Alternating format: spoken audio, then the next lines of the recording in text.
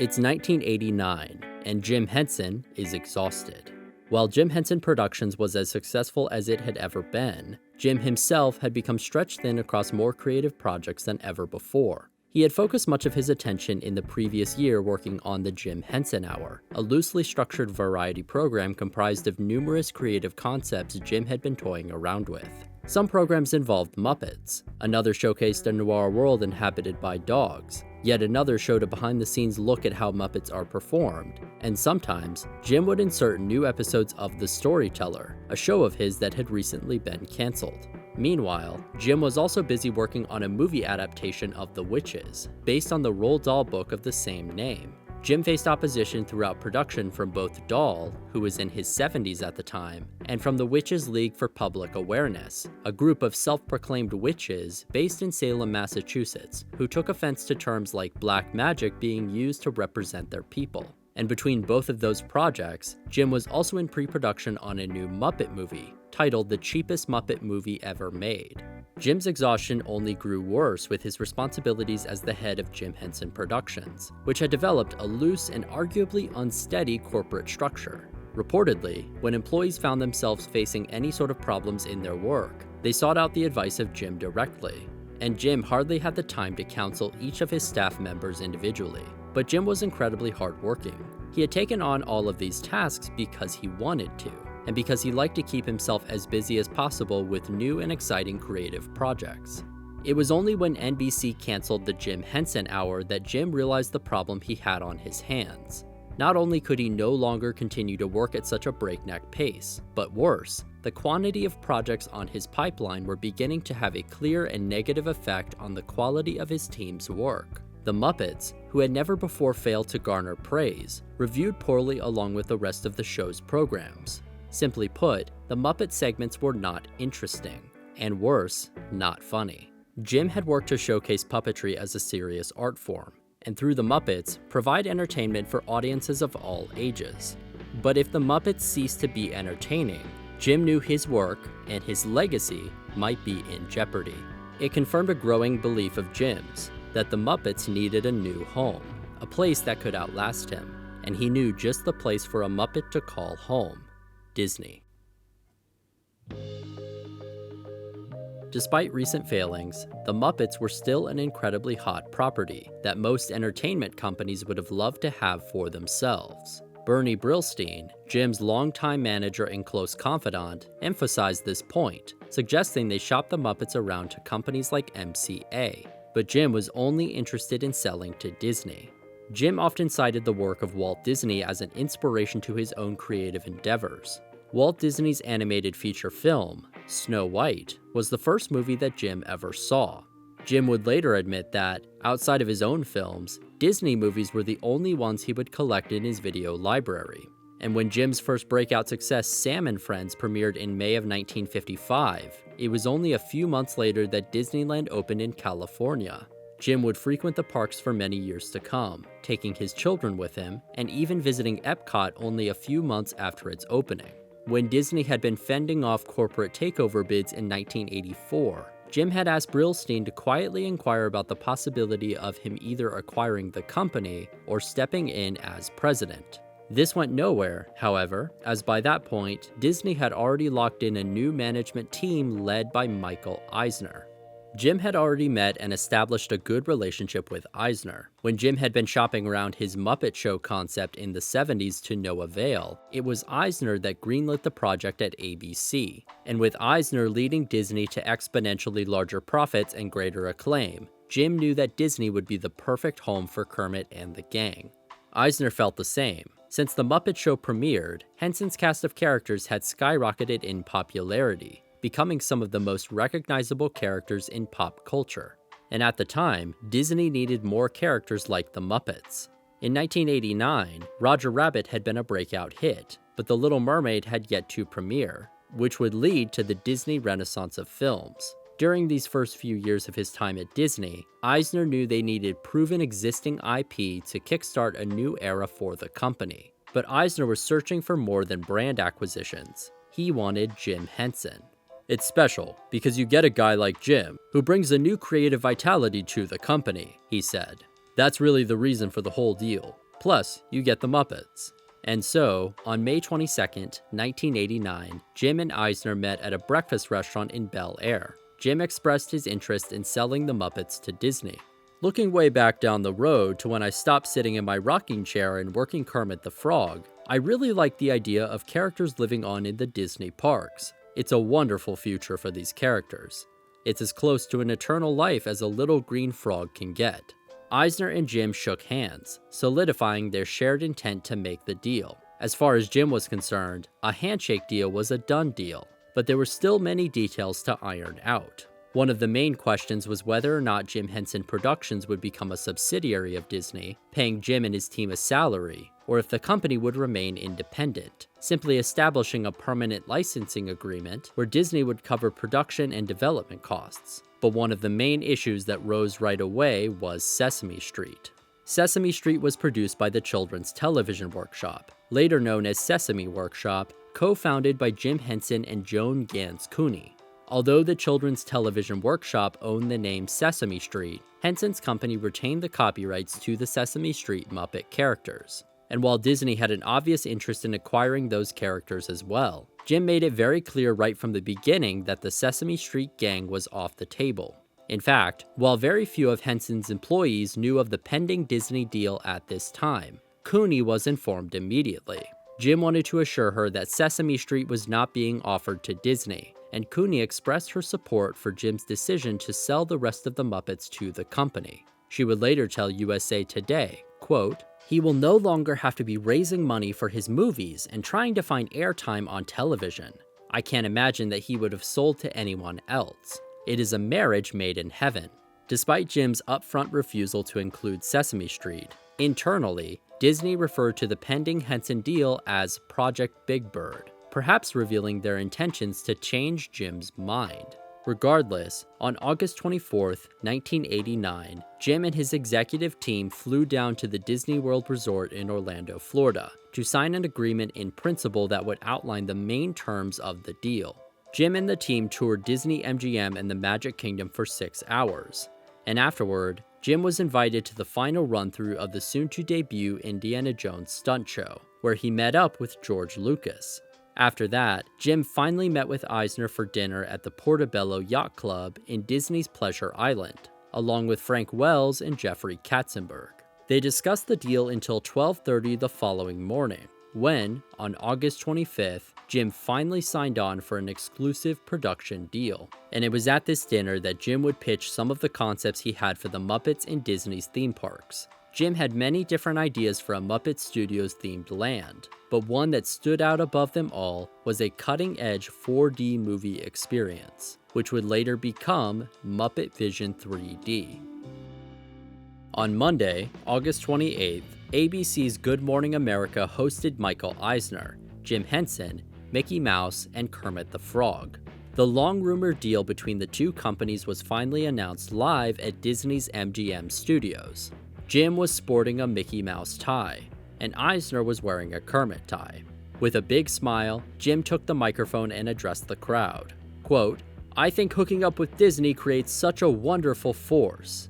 Later, Eisner excitedly claimed, quote, "Mickey Mouse has a new sibling, and he's going to have to get used to it."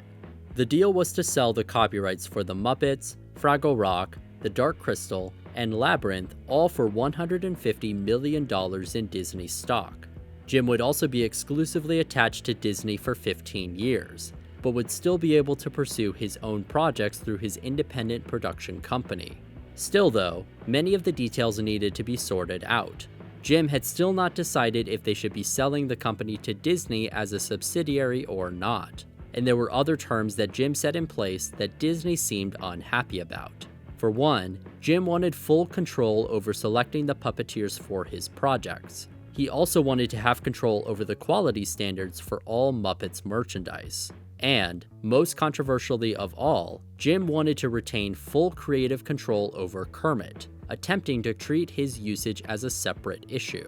While the lawyers and executives continued to argue back and forth over every point of the contract, Jim began to reach out to every creative branch in Disney to get the ball rolling on new projects. He spoke with Disney Channel personnel about new Muppet programming, and also reached out to Touchstone Pictures about more adult-targeted films he wanted to make. But most exciting of all, to Jim, were his meetings with the Imagineering department in the Disney theme parks. Jim had long desired for the Muppets to live in a theme park setting. He had previously worked with the Children's Television Workshop to open Sesame Place in Philadelphia, which was a children-targeted play park with outdoor play areas and educational arcade games, but no traditional theme park rides at the time. Jim had long wanted to open a theme park of his own, and had been having meetings with his creative team about the idea for a Muppetville park since the late 70s. So when Jim came to Disney, he had numerous ideas to fill up a new Muppet Studios themed land in Disney's MGM Studios, later known as Disney's Hollywood Studios. One idea was for a concept called the Great Muppet Movie Ride, which would parody the Great Movie Ride. It'll be a backstage ride explaining how movies are shot, but all of the information is wrong, Jim explained with a laugh. Other ideas were thrown around, such as a pizza restaurant called the Great Gonzo's Pizza Pandemonium Parlor, where animatronic Muppet rats would serve your food, as well as the Swedish Chef's Video Cooking School, which could have been an attraction blended with a character experience. But the idea Jim was most excited about was Muppet Vision 3D. 3D movies were a concept that Jim had been keeping an eye on for years, waiting for the technology to get good enough for him to consider making one. And when Jim saw Captain EO in 1986, he knew the technology was ready. Although he loved the film, there was also room for improvement. EO had too many cuts between shots, making the 3D elements somewhat jarring and less tangible to the audience than intended. There were many ways that Jim and the team knew that they could capitalize on the technology to create a far more immersive and unique experience for guests. And in these conversations, Jim became more excited and creatively energized than he had felt in years. Jim's natural curiosity and openness and receptiveness to new ideas made him a perfect fit to work with Imagineering, said one Imagineer. The room always lit up when he was around, but just as quickly as Jim became excited for the future, the present negotiations began to frustrate him. Arguments over selling as a subsidiary, merchandising, and casting puppeteers were only the beginning. Disney's lawyers were finding every little sticking point they could to draw out the process. One example of their troublemaking was when they spent weeks on end arguing over the permit and inspection paperwork for one of the elevators in the Henson Productions office building. With time being wasted on so many little problems, it felt as if the deal's conclusion was farther away than ever before. Jim had enough once he submitted the requested budget for Muppet Vision, $1.2 million, and was soundly rejected. Much of that would be going to his performers, with around $200,000 going to himself. Disney claimed that Jim's salary in particular was, quote, too high and precedent-breaking to be taken seriously. With this being the first major collaboration between the two companies, Jim immediately began to reconsider the deal with Disney. Quote, "This doesn't bode well for the future," he said. "I think I can make major contributions to the Disney company, but if I'm going to have to spend my time defending my value to you, or in combat with your business affairs people, it's good to know this now, because perhaps we would do better to go our separate ways." Jim also sent a drafted letter to fellow producer and longtime collaborator David Lazer to be addressed to Eisner and Katzenberg. Quote, "I feel we are getting started in a way that is not going to work for me in the future," he said. "The tone of the negotiations does not seem to me to be the way two parties should be relating to each other if they intend to go into a long-term relationship. Jeffrey Katzenberg has said that this is what our respective lawyers are supposed to do, to fight like hell and give in as little as possible, but somehow this doesn't seem correct to me. The kind of deal I like is one in which both parties try to arrive at a fair settlement and everyone walks away satisfied. I really don't intend to do battle with you guys for the next 15 years. My impression is that Disney is standing firm on all issues, assuming that my company is committed to this deal and thus we will eventually cave in. This is not a wise assumption." The issue seemed to get worse whenever Jim dealt with Jeffrey Katzenberg, the chairman of Walt Disney Studios. Katzenberg often addressed puppeteering in a tone that seemed very condescending, and Jim grew frustrated having to work so closely with someone who seemed to not respect him or his work. There was a repeating pattern where Jim would talk to Katzenberg, grow frustrated, and tell David Laser that he was going to pull out of the Disney deal. Laser would then ask Jim to reach out to Eisner, and afterwards, Jim would calm down again. This usually worked, but sometimes, even Eisner would step on Jim's toes. At one lunch with Joan Cooney and Jim, Eisner again brought up Sesame Street. Jim's smile dropped, and he remarked, quote, "There you go again," prompting Eisner to quickly drop the subject. But despite the continued delays, Jim did what he always did best. He got back to work. And after sorting out the issues with the budget, it was finally time for Jim to begin work on Muppet Vision 3D. Hi, my name is Joe Apel. When I was 14 years old, I got to visit the Muppet Vision 3D set on the Disney Studio lot. So I've been a fan of the Muppets since I was a kid, like a little kid. I grew up watching Sesame Street. The Muppet Show premiered when I was like a baby. And so it was like the Muppets were always around. I wanted to be a puppeteer since I was little. I wanted to get the Muppet Show drum set because Animal was my favorite Muppet. It was like just everything I wanted was like I was very involved with the Muppets like as a young kid. But I grew up in Michigan and I didn't know like what's the trajectory of someone wants to be a puppeteer. Basically, I started working with Jim Henson Productions in 1988. I'm from Georgia. Grew up in a small town called Adairsville. Went to school in Rome, Georgia at Shorter College. And part of the program there was an art and theater major.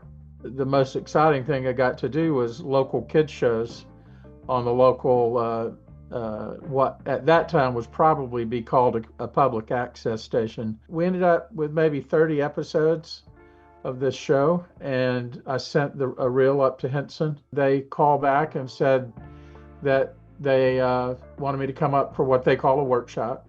And so I went up, did the workshop, and then they asked me to stay the next day to work on a project. I used to watch them every night when they were on the syndicated channels and just loved the Muppets. And I went to work as what they call a media producer for theme park productions and I wanted to be on Muppet Vision. So I was on Muppet Vision on day one. A lot of collaboration with Jim Henson early on. First, it was trying to get him to understand how 3D worked and how it should be shot. So I walked him around WED and they were running tests on ways to make buildings change with projection. So I showed him that and he was blown away. And I said, think of what we could do inside your theater. You don't have to keep it looking the same if you want. And he loved that idea. And then we also had a talk about how, Muppets break the fourth wall. And I said, here you have a 3D movie, you could have some fun with that. Around that time, I'm like 13 years old and the Mickey Mouse Club on the Disney Channel premieres. And they had this segment called What I Want to Be. And it was a weekly segment. I think it was every Tuesday. They pick a kid and they go to different, if they want to be a veterinarian, and they go to like some vet's place and see like how to be a veterinarian and stuff. And I was like, well, I kind of want to be a puppeteer for the Muppets. So I wrote a letter, and a few months passed and I just get a postcard saying, thanks for being a fan of the Mickey Mouse Club or something. And then it was like early January of 1990, I get a phone call. It was a producer from the Mickey Mouse Club. And so then they selected me, and within like a few more days, it was like we were on a plane going to California. I ended up starting working on that show the next day, and then that evolved into more and more work. And then they had not announced the Disney deal that was in the works. That was sort of kept quiet. Jim approached me during the shooting of Dog City, and he said, look, we're going to relocate you in about a year. We're going to be you'll be working on a lot of stuff, and there were a lot of new plans, but they still had not explained what was about to happen. When the 3D film came out, that was the first time I'd been to LA, and went out to LA. My wife Judy went with me, and it was very exciting just to be in LA for the first time. And I said, Judy, we need to drive over to the studio. I just want to make sure how long it takes. We didn't have GPS, we didn't have cell phones. So we get in the car and we go over, and it's later in the evening, and we're driving to Burbank to the Disney studios. And I said, well, they're already working. I said, let's go in. And the next day they took another town car to drive us to the Disney studio. And we got on the lot. When we got on the lot, there was like a camera crew there. It was like one camera guy, a producer, and audio guy. And these were the guys that worked for the Mickey Mouse Club. So I get to the set, and my mom was there too. And they had my mom sit in Frank Oz's director's chair, which I thought was really cool. It was a very weird experience because you're already like out of your element. You know, they're filming me walking to the Disney lot. I had my sketchbook in my hand because I was drawing the characters and stuff. They just kind of threw me into the fire. It felt like a little bit like, okay, you're gonna go over here and you're gonna talk to this person. Like, I don't even know who the guy was, but he was pretty important. I think he was producer on the Muppet Vision 3D. First thing he did was like showed me like the workshop area, which was, you know, so you see like the puppets just kind of lifeless hanging on the like the hardware board, like the drill board. They have tools hanging on the wall, and it was like that. It was like, you know, where they just have screws and nails and stuff hanging, and like you see like Fozzie's lifeless body just like. So we drive up to the security gate, and this guy says, yeah, your name's on the list. You can park right over here. And I go in. We're walking through, and I'm just in awe that I'm on the Disney lot. I mean, it's like Mecca, you know, for me as a Disney fan. And I remember walking in, and Jim was directing or getting a shot. They were shooting the opening shot of the door with the 3D logo on it, and Kermit saying, "Yeah, welcome to Muppet Labs," and the 3D logo, the music starts, and the logo starts coming out, with Gonzo shoving it through the door. And Jim turned around and said, "Hey, Ricky, you know, how are you?" And he said, "Would you like to work since you're here?" I said, "Sure." He said, "Well, Dave, that's really tough for Dave to do by himself. Why don't you go in and assist Gonzo?" So my first job was to operate the 3D logo. I think Steve Whitmire showed up at that point, and so I was introduced to him.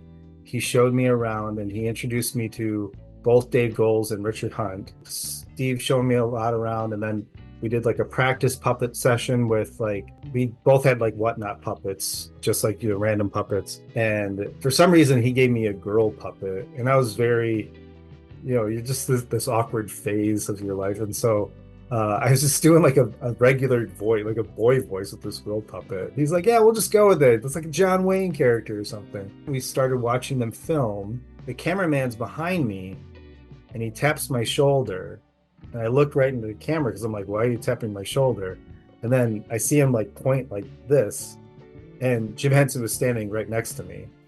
Then they went and took us to another like soundstage. It was Miss Piggy in the Statue of Liberty outfit. So at the end of when, you know, it all falls off, it was like, I swear to God, it was like 10 people just surrounding this Miss Piggy puppet, and they were all trying to discuss like what is funnier for her to wear underneath. You know, I just remember Jim Henson saying something like, "Well, I think the lingerie is funnier," or something like, you know. But then he made a joke because I was there, like, "Oh, but the Mickey Mouse Club is here," and it's like, and so it was like, I was in the joke. I was like, "This is so cool." Like, I was like, you know, he acknowledged me. So basically, on that shoot, what I did was just wherever they told me to go. The first thing after the logo, they do a pan, and Miss Piggy sticks her head out the door and says, you know, "When am I going to be famous?" or whatever. And then Sam the Eagle says something. And I remember I did Sam the Eagle for that shot because Frank had Fozzie up front. I was super nervous because he had a line, you know. And I went to Jim and I said, "Look, you know, I love Sam the Eagle, but," I said, "Frank's here." I said, "Would he mind doing a read for me? You know, just so I know what he would do, and I'd just mimic what he did." So he said, "Yeah." I said, "Go ask him." And I went, "Oh, go ask him?" So he said he's in the creature shop. And I go in there, and Frank's in there, and I don't think I'd ever said a word to him. And I said, "Hi, I'm Ricky, and I'm filling in on Sam. So would you give me a read? Would you mind?" He says, "Just show me what you're going to do." So I did. And he said, "Oh, you're fine." He said, "Look, this guy's trying to take my job." And that was the end of it. And did the shot. Nothing was ever said. They were always very encouraging. You hear these stories about Jim famously not berating people, and that was true. He was just super gentle giant of a creative, and he would always, he would just encourage you or just suggest try something else. He never tell you were terrible or never tell you how bad you were. Even if you were, I think he would always try to be positive about it. But that's not to say that they were slack. I mean, it was the Muppets. It mattered for it to be right and for it to be really, really good. And you wanted to please him and be right there on the same level with everybody. He was willing to listen and have fun with it, and sometimes things would go a little awry, and he had an easygoing manner. During the cannon scene, when all the soldiers were marching in front of the cannons, first attempt, cannon blew, and the head of the soldier that Steve Whitmire was doing, the head flew off, so Steve Whitmire had the soldier do a dramatic death. And of course, everybody's laughing. Jim comes in, that was funny, it was great, don't do it again. So that easygoing, dealing with it, let's try again, Audiences experiencing Muppet Vision for the first time on opening day in 1990 were in for a uniquely immersive experience unlike anything offered in themed entertainment at the time. As guests sat down in the Muppet Theater, they would notice Statler and Waldorf in the balcony on the right, dressed in casual attire as if they had spent the day at the Disney park. They would make a few scripted jokes, some at the guests' expense, as people took their seats. As the show began, an orchestra of animatronic penguins would begin to play music. Muppet Vision's story opens with a title card, where the 3D is slowly moving out towards the viewer, revealed to be Gonzo pushing it forward with a rod. Kermit greets the audience and welcomes them to Muppet Studios, where he tells guests that the other Muppets are preparing for their segments in the upcoming show. After a few character interactions, and Fozzie throwing a few 3D tricks at the viewers, Kermit takes the audience to Dr. Bunsen Honeydew's lab, where they create a new CGI character named Waldo C. Graphic. Waldo had actually previously appeared in a segment for the Jim Henson Hour, and was puppeteered with a special rig that recorded the performer's hand movements, which could then be copied onto the computer-generated character in post-production. Steve Whitmire provided the voice for Waldo. As Waldo begins to cause trouble in the lab, Beaker accidentally causes the character to split into multiple smaller versions, which are projected onto the theater walls, creating the illusion that they are flying out in all directions. Then, Beaker uses the lab's vacuum cleaner, sucking up all of the Waldos except for one. The vacuum sucks up the entire lab by mistake, and Waldo gets away. After more shenanigans with Fozzie, Kermit introduces a musical number with Miss Piggy, where Bean Bunny attempts to assist her performance by blowing bubbles into the crowd. He ends up accidentally ruining her performance by having her grab a rope for the jet ski finale, which Piggy is unaware of, until she flies out across the pond. Bean meets Waldo, and they run away together. The gang realizes that Bean has run away, and begins searching the crowd for him. A cast member dressed as Sweetums runs up through the aisles looking for Bean, who would pop up on the left side balcony. Kermit, Fozzie, and Gonzo ask Bean to come back, offering to let him shoot the fireworks in the finale. The final song begins with a band of toy soldiers playing A Salute to All Nations, but mostly America, starring Sam Eagle. Waldo begins causing trouble again, transforming into a firework that tears Miss Piggy's skirt off.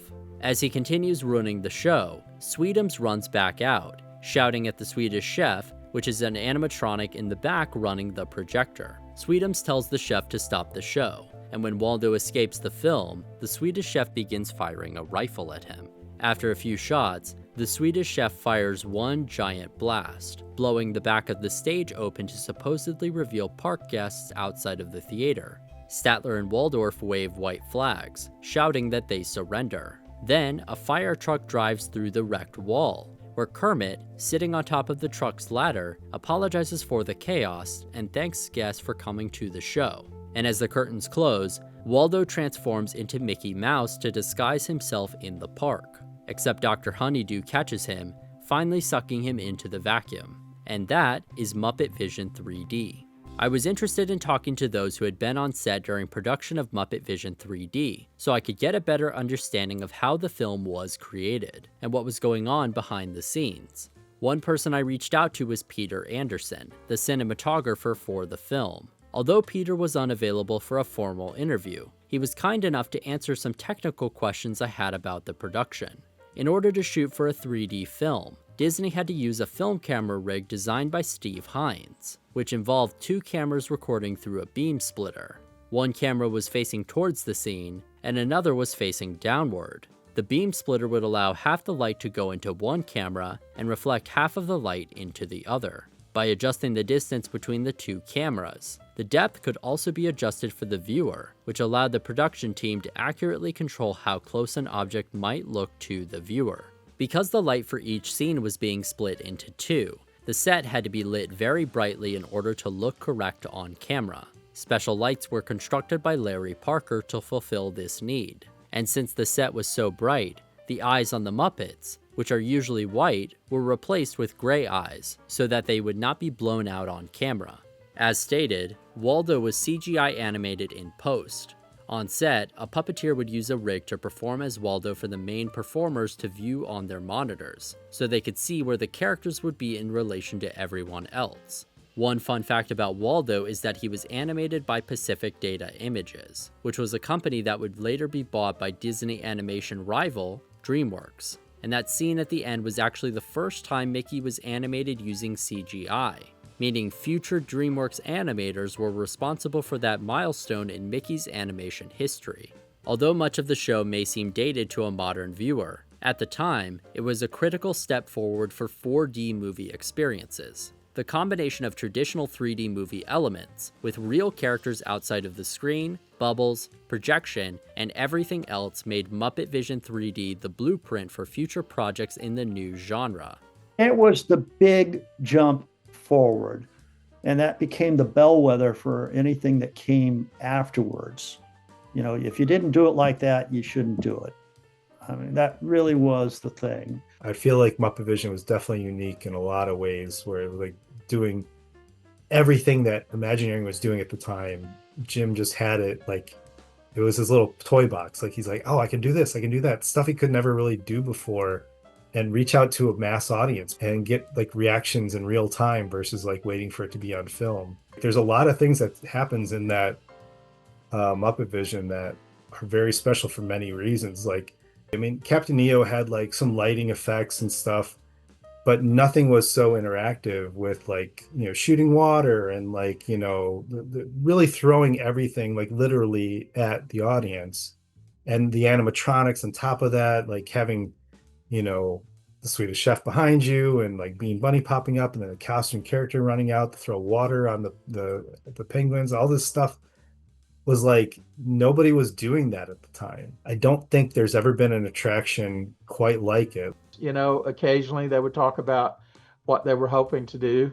It was very exciting. They were going to do other attractions. There were going to be animatronics. There was going to be restaurants. There was going to be, you name it. I mean, it was going to be a Muppet themed section of the park. So that was exciting.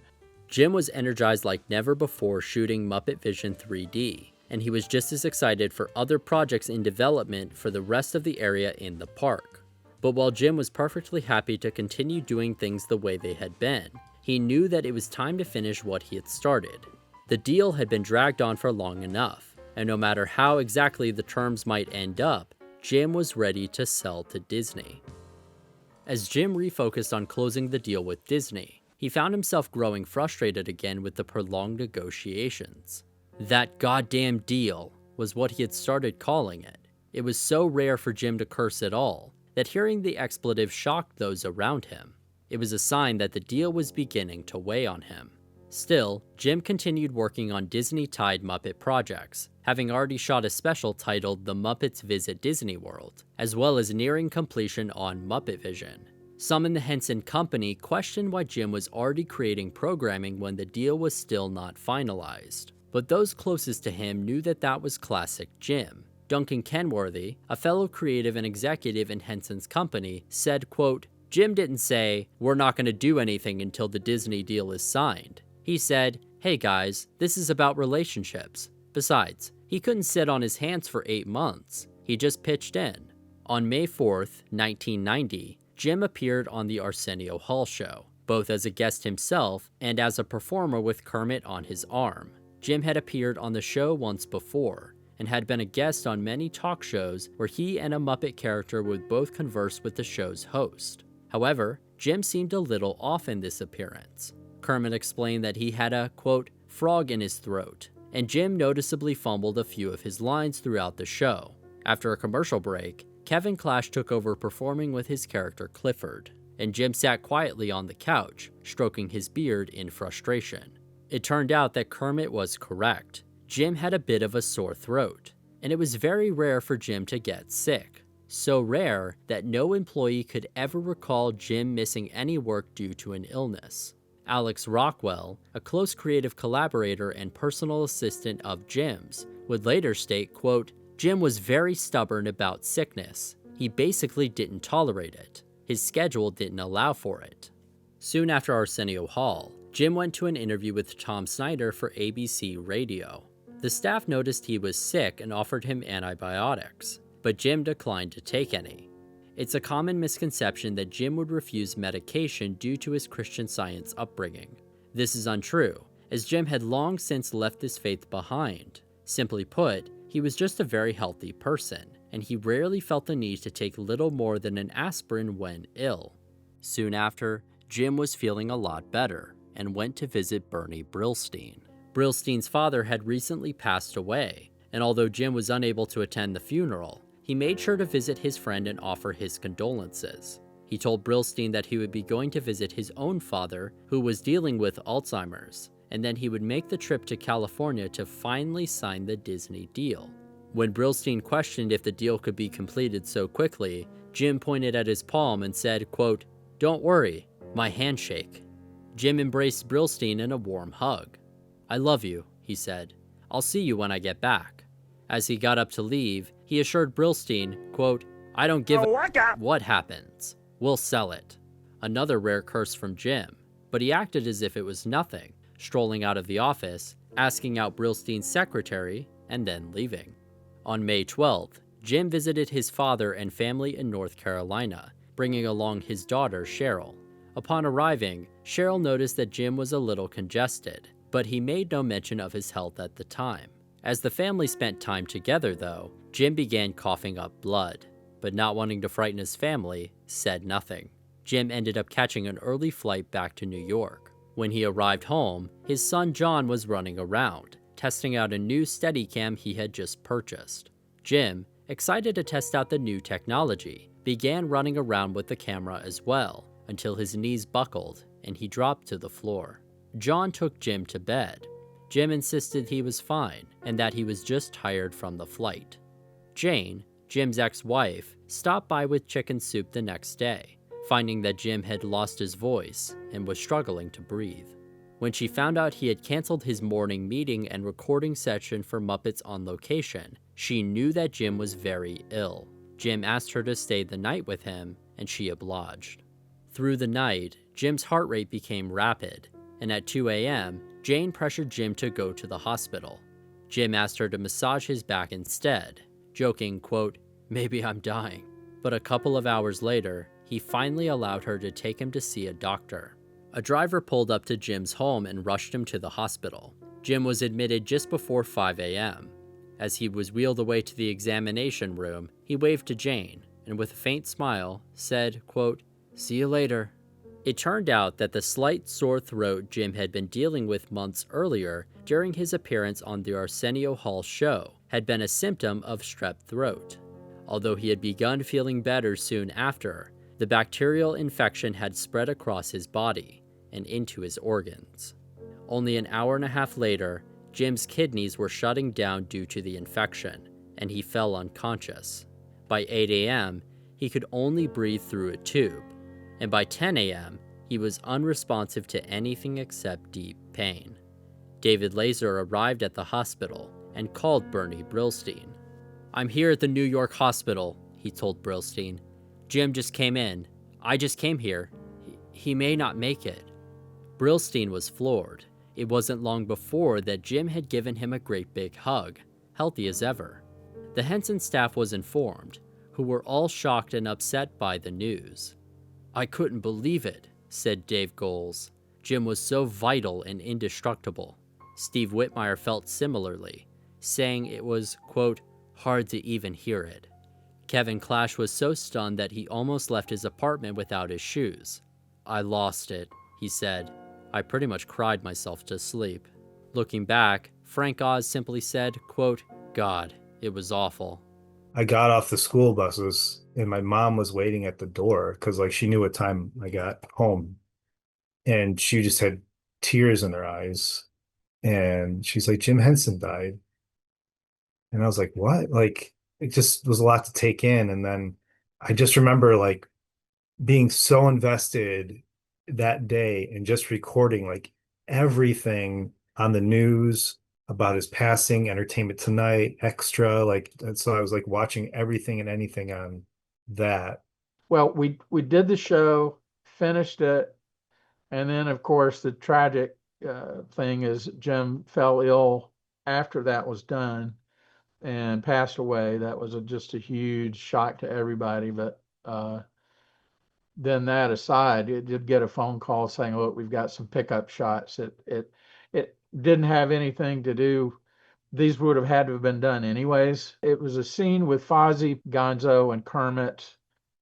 Bean Bunny is off camera.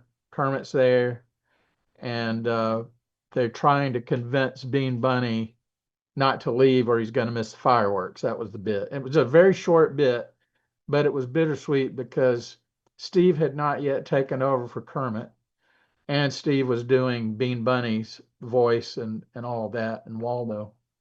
So for that particular shot, Dave stepped in and did Kermit, and of course Frank did Fozzie, and they asked me to fill in on Gonzo. And it was a lot of fun, but it was, being in the meeting room beforehand to go in and the tough realization that Jim was not there was a gut punch. On May 21st, 1990, a large funeral was held with all of Jim's family and friends paying tribute to the creative visionary. The funeral was not a standard memorial service. Rather, the Muppet and Sesame Street characters gathered to sing songs and perform to pay tribute to Jim, just as they thought he would have wanted. Out in the crowd was Disney CEO Michael Eisner. Bernie Brillstein had flown to New York with Eisner, and later said simply, quote, "Eisner was crushed." Around this time, Henson's family gathered at Jim's apartment, taking the time to mourn him together, when they received a knock on the door from Jim's legal team, wanting to discuss a resolution to the Disney deal. Despite Jim's death, Eisner and Disney still seemed determined to push the deal through. Negotiations eventually continued with the Henson family in Jim's stead. Jim, who was considered a great creative asset, was no longer on the table, and Disney began to pressure the family to include the Sesame Street characters to help balance out the loss. The family refused. Negotiations became toxic, and the deal quickly fell apart. There were a number of factors that seemed to contribute to this result. For one, the family was still dealing with dividing up Jim's estate, which was a massive undertaking in its own right. Also, the children seemingly did not have the nostalgic connection to Disney that Jim had, and were much more willing to consider other buyers. And so, in December of 1990, the deal was formally called off. This, of course, called into question the future of Muppet Vision 3D. The production was nearly complete by the time of Jim's passing, and Disney had hired Frank Oz to direct the few remaining scenes soon after. Reportedly, when asked for his rate, Oz requested payment in the form of a basket of socks, not wanting or needing to be paid by Disney. The Henson Company sued Disney to stop the planned release of Muppet Vision 3D, which was slated to debut on April 27, 1991. But we got it all done, and that was all we could do. We literally, it was signed off by Kathy and me, and it was done, and we couldn't do anything. Couldn't open it to the guest or anything. And then a little while later, I guess Michael Eisner arranged to have Brian Henson watch the film. Basically, Michael's pitch to Brian was, we can't let this just not be seen. It was your dad's last project. Brian agreed, and a settlement was reached which allowed Disney to debut the attraction in Disney World on May 16, 1991, the one-year anniversary of Jim's death. The Henson family would continue working with Disney in a much more limited capacity for production and distribution on many of their films and shows, such as Muppet Christmas Carol, Muppet Treasure Island, Bear in the Big Blue House, and more.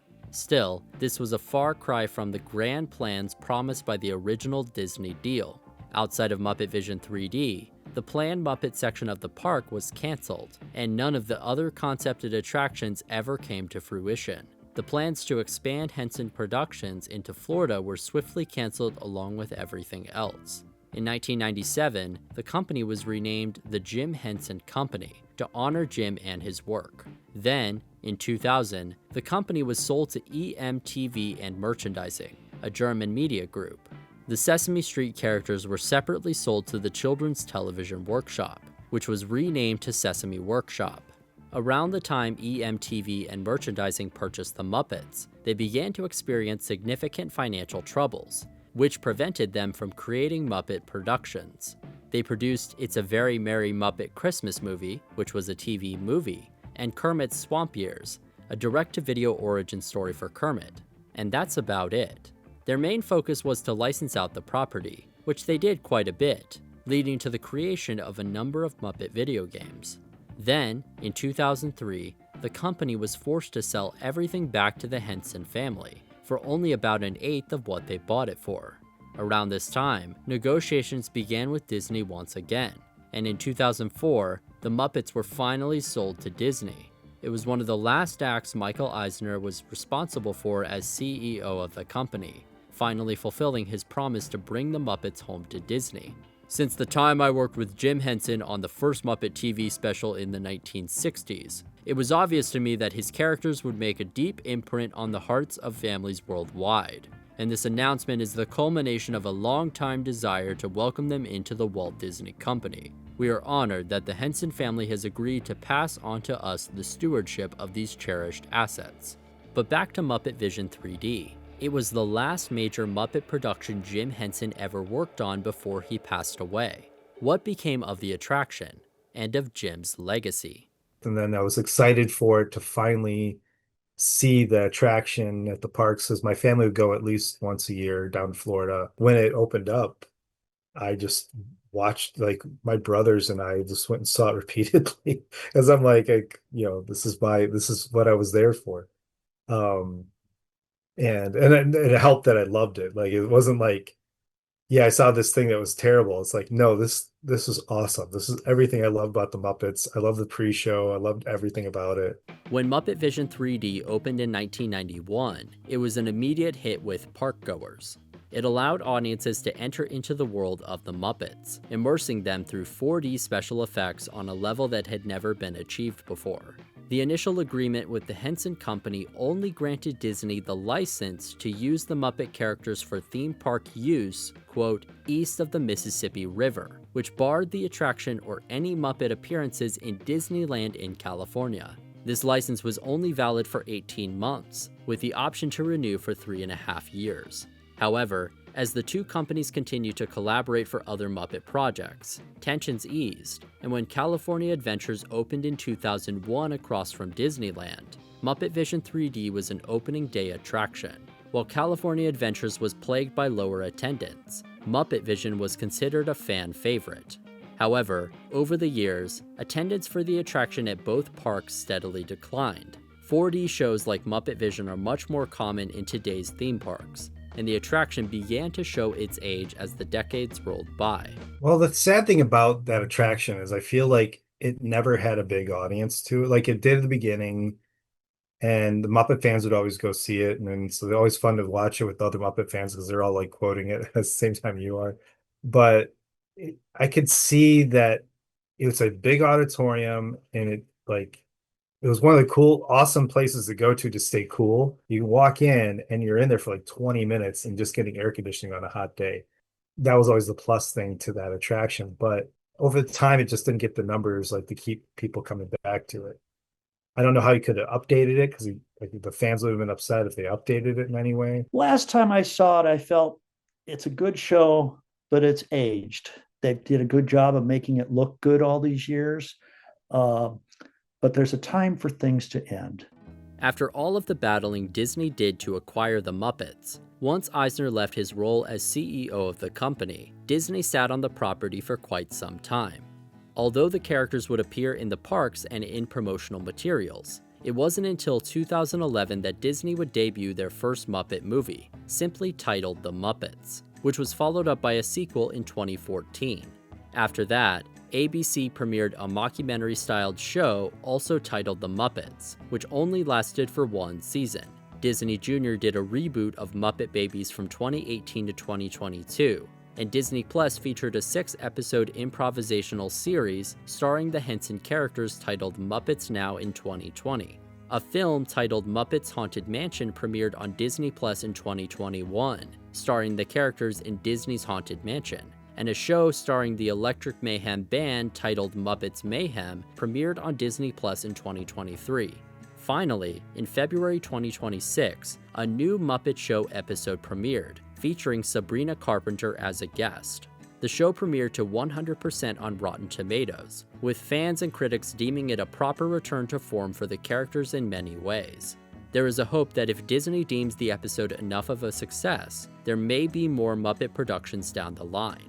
And with the newly appointed Disney CEO, Josh D'Amaro, having voiced interest in pushing the Muppet brand further, there is a hope that Disney may refocus on Kermit and the gang in a long-term capacity.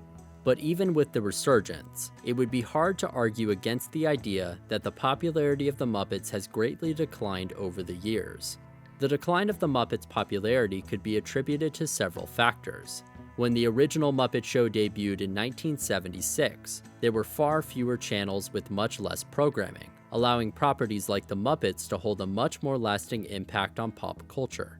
It could also be argued that after all these years, much of the original creative team behind the Muppets have either passed away or retired, leading to changes in casting and style that have lost some fans along the way. But many seem to argue that the main reason for the decline of the character's popularity is that Disney has not properly maintained the Muppet property. It took Disney a full 7 years to release a single Muppet movie after their acquisition in 2004, and in that time, culture connected with other intellectual properties. In fact, if you watch the movie, which is great by the way, it's all about the Muppets getting back together after being gone for so long. The story is designed to tap into the nostalgia of a long-forgotten property, a property that Disney forgot, at least according to some. The Muppets will always have their die-hard fans, but in order to be a successful property, there needs to be an effort to make general audiences connect with them. And that takes time and commitment that unfortunately, in the opinions of many, Disney has not previously invested. And so, in late 2024, it was announced that Disneyland would be closing Muppet Vision 3D in their California Adventures park to make way for a new Monster Inc. themed area. A couple months later, it was announced that the same change would be made to the attraction in Disney's Hollywood Studios in Florida. Recently, Disney also released a newly rethemed rock and roller coaster starring the Muppets. Fans quickly noticed Imagineers had paid tribute to Muppet Vision in a number of ways within the new attraction, but for many fans, this does not take away the stinging loss of Muppet Vision. The final performance of the original attraction in Florida was held on June 7, 2025, and park-goers lined up in droves, driving wait times up to over an hour for the first time in years. The wait might have been much longer, but Disney, anticipating the crowds, handed out wristbands with reservation times upon the park's opening. The attraction was also open until 10 p.m., an hour later than its usual operation. During the final show, fans sang along, shouted, and cheered. When Statler and Waldorf waved their white flags, the audience, many waving their own white flags, surrendered with them. Then, the show was over, at least for audiences, because as fans exited the theater, Heather Henson appeared and thanked the crowd for their continued love of the Muppets. "Muppet fans are the best," she said. "You guys are the absolute best. We love you so much. Thank you so much for being here. We're hanging it up. Bye, guys." Then she walked into the theater to watch the show one last time, and the doors closed on Muppet Vision 3D for good. Before closing the attraction, cast members were invited to a taping of the show, where the auditorium was recorded using 360-degree cameras. At the time of recording, Brian Henson has announced that Disney intends to release this footage as an Apple Vision Pro exclusive experience. However, Disney has yet to directly confirm this or offer a release date. Still, in my interviews, I was interested to see what everybody thought about a VR Muppet Vision. I think it would be interesting. I think it would be, I would go see it because I'd be curious about it. Now, I'm excited about that kind of technology. I mean, I would love for people to be able to, I assume that means you're sitting in a seat and you can look around and watch the show. That's pretty cool. No, I think to see it live on that way would be incredible. Yeah. But there's talks of it being maybe a virtual thing, like, the VR goggles and stuff, you can watch it that way or whatever. I feel like it'll still be somewhere because like right now it's on YouTube and it's a pretty good version of it, like for what it is. I'm sad to see it go, but at the same time, in the business side of it, I respect it that they kept it for a long time. There's attractions that don't last that long, that are even more well respected that don't last that long. Despite how sad it is for the attraction to close, the good news is that Muppet Vision 3D, like most modern theme park attractions, is incredibly well documented on the internet. For years, fans have been recording all elements of the attraction in high definition, including some in 360-degree video for VR headsets. So outside of the actual experience of sitting in the auditorium, fans can relive the experience of Muppet Vision forever. It was great. I mean, when you're part of a project like that, you're proud because people enjoy it. But yeah, there's just an amazement to realize as a kid you admired and loved these characters, watching them through the television set in the 1970s, and the next thing you find yourself with them on your hand in front of a camera with Frank Oz right next to you. I mean, that was intimidating. Not that they were intimidating, but it was intimidating and a challenge, but also an honor. And you just realize how much people love these characters. So it was always an honor to be asked to do one of those characters. But it was incredible. I was lucky to be able to work on the Muppet Vision 3D. Looking at it now, it's like, yeah, it was kind of a closing chapter because I definitely feel like Muppet Christmas Carol was after, and I love it, but it didn't feel like Jim's Muppets. Like it was something missing about it, even though they did everything. And I think Muppet Treasure Island got a little bit closer to it than they did the Muppets Tonight, but Muppet Vision was definitely like this. It felt like they threw all the jokes they could into this thing that they could, and to really give every Muppet a time to shine in it, like whatever how brief it was. There's a lot of things that happens in that Muppet Vision that are very special for many reasons. Muppet Vision 3D was the final Muppet project directed by Jim Henson, and contains his final notable appearance as Kermit the Frog. Even past its closure, the attraction remains a perfect summation of who he was as a creative. The attraction was cutting edge for its time, blending 3D filmmaking, advanced puppeteering effects, special effects, and animatronic performances to create the most immersive 4D movie experience at the time. And yet, it was classic Muppets. It was funny and wild, blending slapstick with silliness, cutting edge, hilariously entertaining, and heartwarming. Classic Jim. Thanks for watching. Before I wrap this up, I wanted to quickly highlight the people who took the time to speak with me about Muppet Vision 3D. First, I'd like to thank the cinematographer of Muppet Vision 3D, Peter Anderson, who despite being unable to join me for a formal interview, was extremely helpful with providing information about the production. I'd also like to thank Mark Eads for taking the time to talk to me about his work on Muppet Vision and other projects in the Disney parks. As well as that, I want to thank Ricky Boyd for speaking with me about his work on set. Although he still does puppeteering occasionally, Ricky primarily works as an animation director. He has collaborated on projects for the faith-based company Slugs and Bugs, as well as a show titled Iggy and Mr. Kirk. He is currently working with fellow Muppet puppeteer John Kennedy on a puppet country music performing act called Flatt Broke. If you're interested in seeing them perform, you can find their information on Facebook or YouTube. Links for those will be in the description. Finally, I wanted to thank Joe Apel for telling me his story about visiting the Muppet Vision set. You might be wondering why I didn't use any of the footage of him from that day in this documentary, and that's because that footage has never been released. I get a letter in the mail, a package in the mail, and it was like a letter and a Mickey Mouse Club clock, a wall clock. And they're like, we're so sorry, but your segment will not air due to contractual issues, but we're glad you have experience. Enjoy your clock. That was like pretty much what it said. And I was like, what? No. So like, I was very adamant, like, I want to see the footage at least. I mean, like, I understand, like, it's not going to air because of contractual stuff, but why can't I just at least look at the footage? But it still just stuck with me it still sticks with me for years now that I have never seen this footage. And I've reached out to a lot of people. Like I've reached out to Disney Archives, I've reached out to the Henson Archives, I've reached out just various people and got in touch with some pretty well respected people in that part of the industry. And they're like, sorry, we just don't, there's nothing even remotely of this footage. And it's like, I can't believe that. It's like, why can't it be out there? Joe would love the chance to view the footage from the Mickey Mouse Club show, if anybody still has access to it.